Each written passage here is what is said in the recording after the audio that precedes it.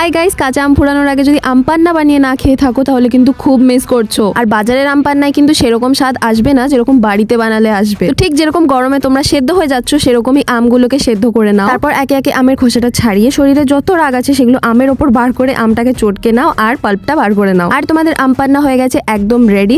মজাক করছিলাম, রুকো যারা, এখনো হয়নি। তো একটা ব্লেন্ডারে নিয়ে নাও কটা কাঁচা লঙ্কা, একটু পুদিনা পাতা আর আমের পাল্পটা নিয়ে নাও। দিয়ে দাও এক প্যাকেট জলজিরা, একটু ব্ল্যাক পেপার আর বিট নুন। আর কারা কারা জলজিরা শুকনোই খেয়ে নাও কমেন্টসে জানাও। তো তারপর সবকিছুকে ভালো করে ব্লেন্ড করে নিলাম আর তারপর একটা ননস্টিক প্যানে নিয়ে নিলাম আর এর মধ্যে দিয়ে দিলাম পরিমাণ মতন চিনি আর 5 মিনিট মতন এটাকে ফুটিয়ে নেবো। আর দেখবে চিনিটা একদম গলে গেছে, তো তখন এর মধ্যে দিয়ে দেবো একটুখানি ভাজা জিরে গুঁড়ো আর লাল লঙ্কা গুঁড়ো। তারপর সবকিছুকে মিক্স করে নেবো। আর এই পর্যায়ে একটু ফুড কালার দিতে হতো, বাট मैं तो গরিব, ওই জন্য আমার কাছে ফুড কালার নেই।